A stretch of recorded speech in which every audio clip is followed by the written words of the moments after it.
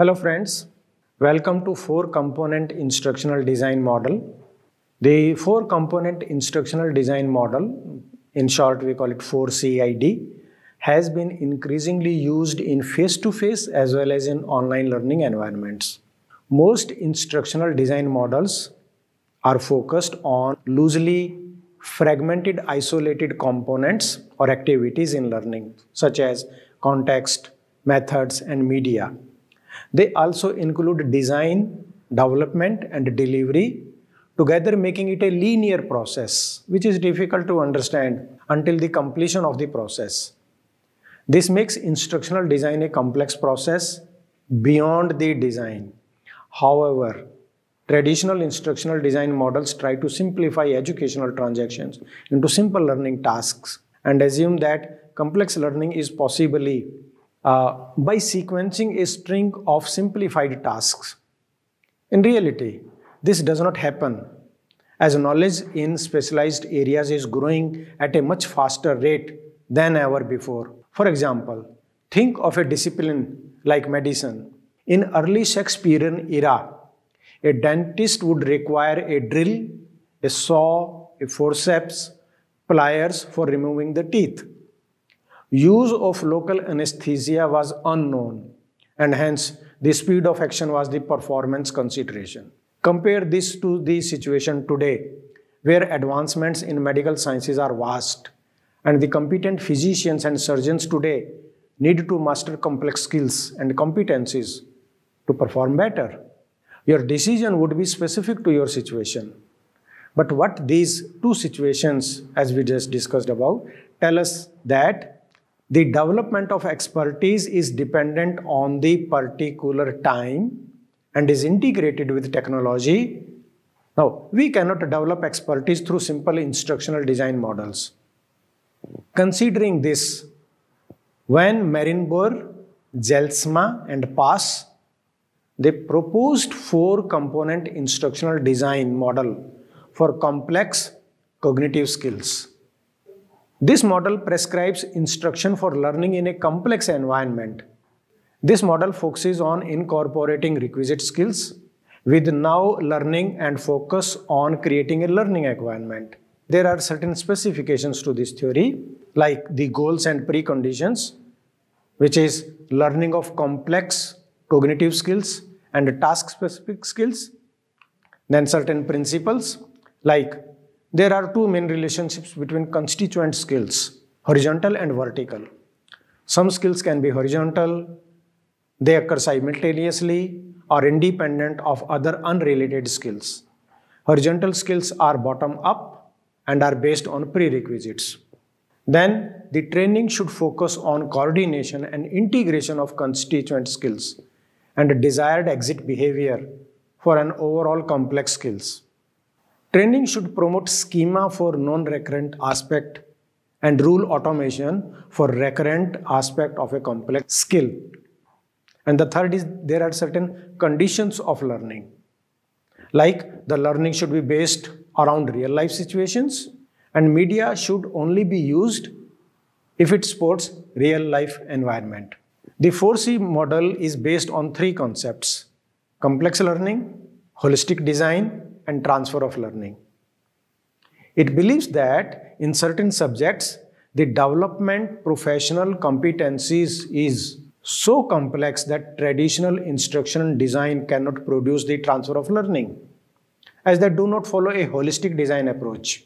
So let's discuss these 3 concepts first. Complex learning. It involves the integration of knowledge, skills, and attitudes that deal with the whole rather than part. It focuses on authentic learning tasks based on real-life tasks to help the learners develop reasoning and problem-solving skills.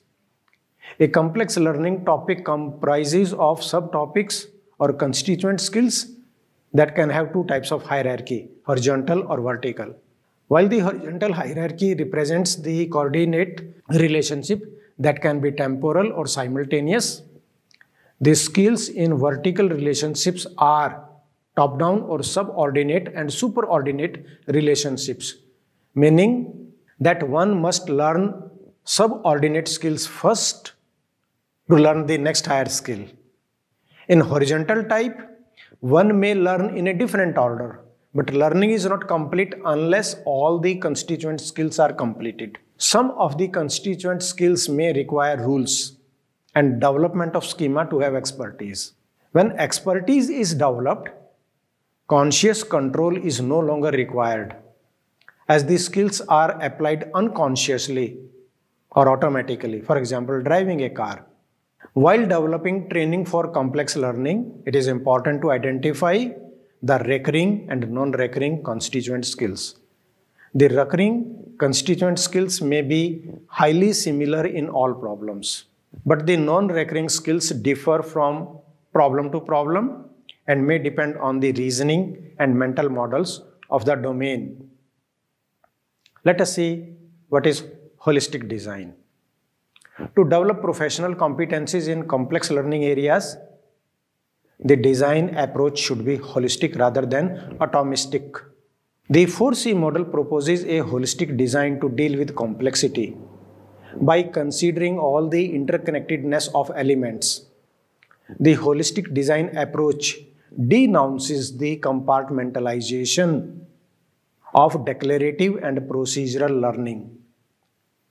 The traditional instructional design models believe in chunking, that is fragmentation of performance objectives. However, the 4C model, each objective corresponds with one constituent skill, and the new skills are gradually added to complete the instruction. There may be numerous interaction in learning of different constituent skills in a coordinated manner to simulate real-life task performance. The next factor was transfer of learning.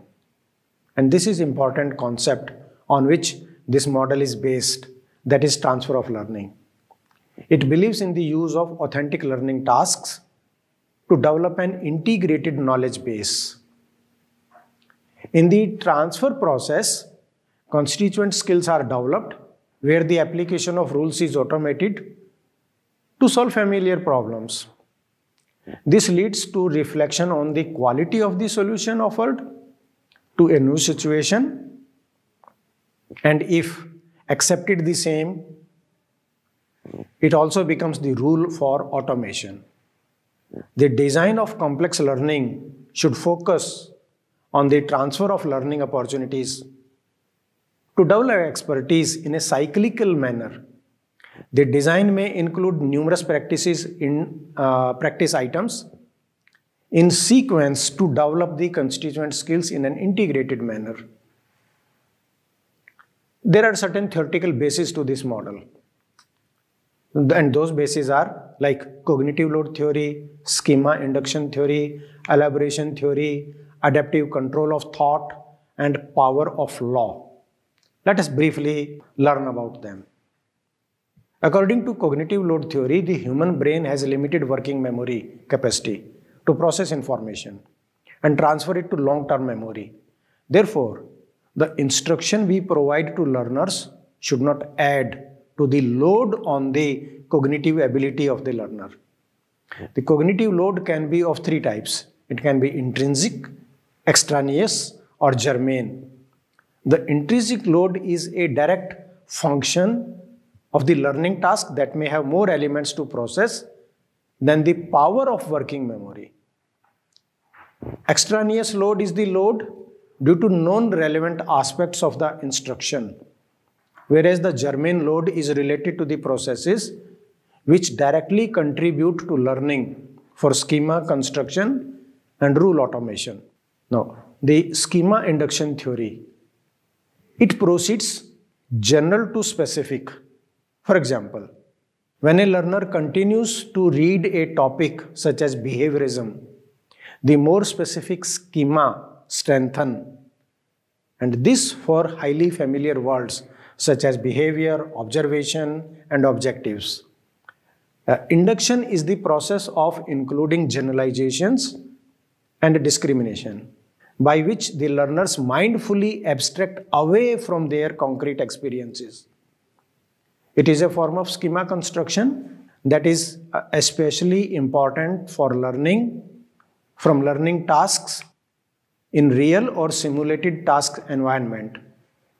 Therefore, well-designed learning tasks offer the possibility of concrete experiences which help to develop new schema and help in modifying existing ones in the long-term memory. Another aspect was elaboration theory.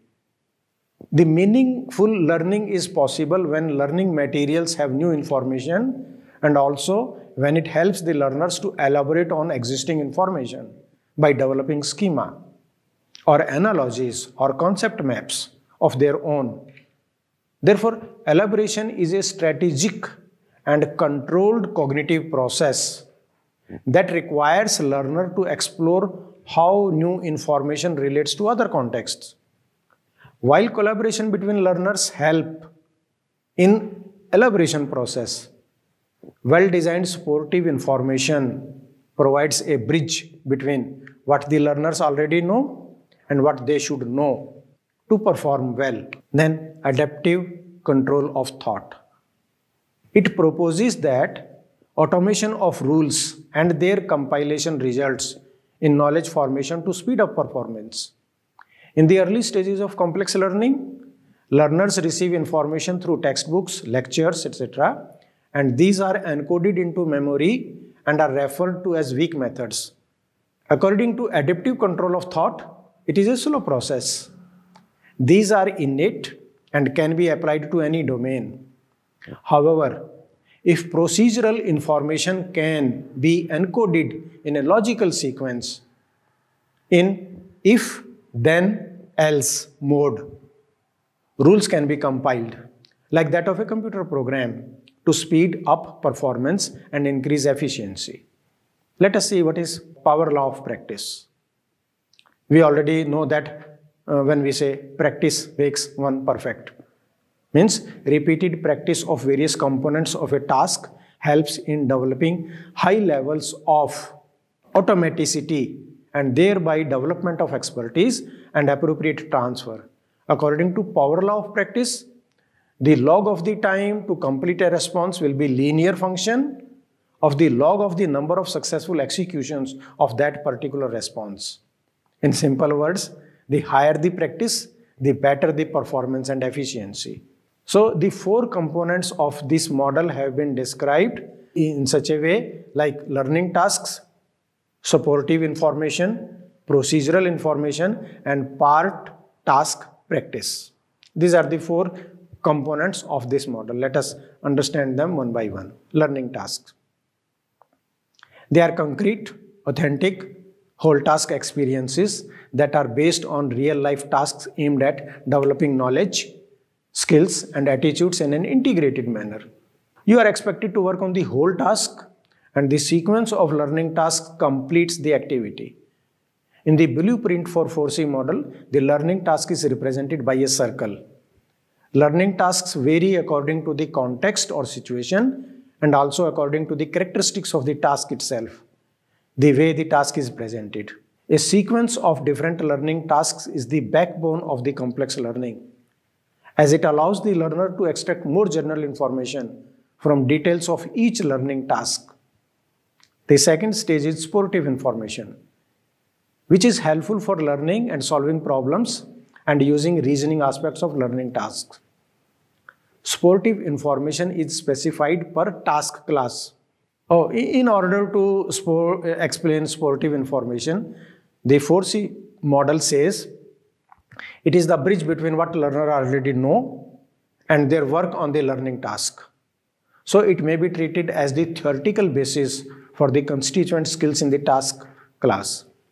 Instructional methods for presentation of supportive information promote schema construction through elaboration to help students develop relationships between newly presented knowledge and previous knowledge. Therefore, in the 4C blueprint, sportive information is represented by an L-shape area below the task class. You will see it in the graphic. Then procedural information. This is a must for learning and performing the routine aspects of learning tasks. Through this component, the instructional designer specifies How to perform the routine aspects of the task? It is best presented just in time, precisely when the learners need it. Procedural information is primarily recurrent in nature and over time, and learners do not require it as they developed expertise due to high level of automaticity. And in the blueprint for 4C, procedural information is represented as a black beam, and then we lead to part, task, practice.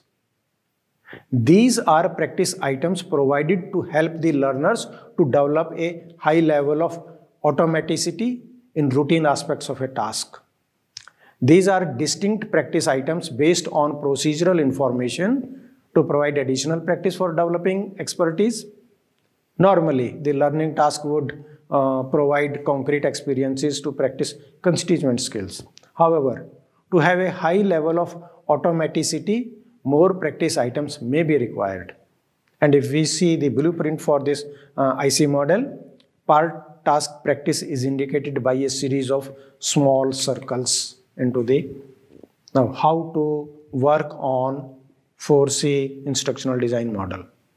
Marinboyer and Krishner, they have suggested 10 steps as a practical and simplified version of the 4C ID model. They also emphasize that the 10 steps are specifically directed towards programs of vocational and professional education, job-oriented programs, for example, medicine, business, administration, law, and competency-based training programs in business, industry, government, or military organizations. The 10 steps can be applied to both short-term and long-term training ranging from several weeks to several years. And in the context of curriculum, these 10 steps, they can be applied to design instruction for more than one competencies. Let me explain that the 4C ID model is not a conventional instructional design model that follows the common, say, ADDIE approach to cover implementation and evaluation. In fact, the 4C ID model is only a design blueprint that is based on an analysis of the content, context, and constituent skills. So let us see these 10 steps. The first step is design learning tasks. And as in most instructional design models, the subject matter and the objectives are first decided. But here in the 4C ID model, you first identify the learning tasks that are whole task activities. In real life, problems are ill-defined and poorly structured. Therefore, the solution to each problem also differs. The identification of learning tasks that truly represent the expected learning is the starting point. The second step is sequence these task classes. Though the 4C ID model uses authentic whole task learning, it does not recommend immersing the learning into difficult tasks in the beginning. It emphasizes sequencing the learning tasks into task classes. The task classes are grouped based on the known to unknown principle to provide learning within the zone of proximal development of the learner. To group the learning task, you should simply identify the simplifying conditions to sequence learning. Then we proceed to step 3, set performance objectives. The performance objectives are the exit behaviors of the learners and therefore should be set in measurable terms, covering action verbs, conditions, and standards of measurement. And this is a normal activity in all the instructional design models. In here, 4C ID model, the focus is on constituent skills. Then comes step 4, design sportive information, which refers to general information on solving problems within the task domain, then examples that illustrate domain-specific information, then cognitive feedback on the quality of task performance. The general information should follow the systematic approach to problem solving and present domain knowledge through different models like conceptual, structural, or causal. And the conceptual models revolve around descriptions of objects, events, activities, whereas structural models describe how objects and events and activities are organized to reach a specific goal, whereas the causal model deals with cause and effect, interpretation, and prediction of events. So the presentation strategy of the sport information could follow a deductive or inductive strategy. Deductive presentation strategy follows an abstract to concrete illustration, whereas inductive strategy follows a concrete to abstract information to illustrate relevant subject information. After this, step 5, analyze cognitive strategies. This is an additional step to further detail the systematic approach to problem solving if detailed sportive information is not available. This step helps us to analyze the cognitive strategies employed by proficient task performance to solve problems in the domain.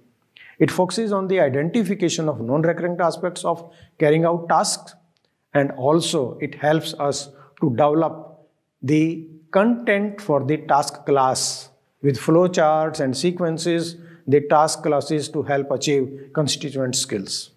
Next step is to analyze mental models. Now, we have seen that information presentation can be done as conceptual, structural, or causal. If such mental models are not available as the learning sport information of a task, then we must analyze it to articulate a mental model appropriate to the domain knowledge. The mental models are dependent on our previous knowledge and experience. Therefore, they may be presented as concept maps, organograms, pictures, diagrams, etc., so that they convey a meaning. And this leads us to step 7, design procedural information. That can be of 3 types: just-in-time, demonstrations, and corrective feedback. Like on web pages and multimedia learning systems, we can use pop-ups as JIT, just-in-time, to help learners. The JIT, the just-in-time information, is often called how to do instructions, as given in the operation manuals of electronic gadgets for home use. You, as a designer, must identify the location and timing of this procedural information to be provided as just-in-time. This just-in-time information can also take the form of a demonstrations to show or illustrate or explain a procedure. For example, the steps in the check-in of air passengers can be demonstrated visually, either using an animation or through a video when you take your air flight. Then comes the next step, analyzing cognitive roles. Now, this is part of the procedural information and should be conducted if the rules are not available to perform a learning task. This is also applicable to part task practice. It is important to identify and define the rules and procedures to perform a recurring aspect of constituent skills to correctly perform a task. And then we need to analyze prerequisite knowledge. And this step is important if you have undertaken the cognitive rule analysis to develop the rules. To apply if-then rule and or carry out procedural steps correctly, the learners require some prerequisite knowledge. This prerequisite knowledge is the part of the existing cognitive rule that the learner has assimilated in their long-term memory. And then the last final step of this process is design part task practice. And this step is necessary when a high level of automaticity is expected from the learner. Suppose you want to develop a course on plant taxonomy. The learners are expected to identify unknown plants, to determine the scientific name of the plant. And to achieve this goal, you have to give a large number of part task practice items of a variety of plants with different characteristics from different genus and different species. And at a lower level, examples of part task practice are drilling, addition, subtraction, multiplication tables. Part task practice is very simple and straightforward, as it contains a set of if-then rules for performance of a recurring constituent skills. And practice items can be of 3 types: result oriented or produce type, edit type, and recognize type. So the produce type items result in some kind of output.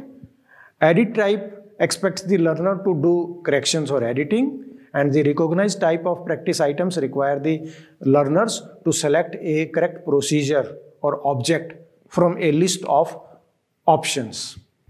So finally, the 4CID model is very useful model for individualized and adaptive learning in a computer-based learning environment, and especially when we are using multimedia. Suppose the model uses pre-knowledge assessment and work based on practice items. The computer-based systems are very useful for both cognitive and corrective feedback. Multimedia can also enable a dynamic sequence of learning tasks, and it can provide just-in-time support information very accurately. Support systems can also be provided through multiple media and including video demonstrations of difficult scenarios. So this is all about this 4-component instructional design model, and we hope that you will be able to implement it in your own teaching learning settings effectively. Thank you so much.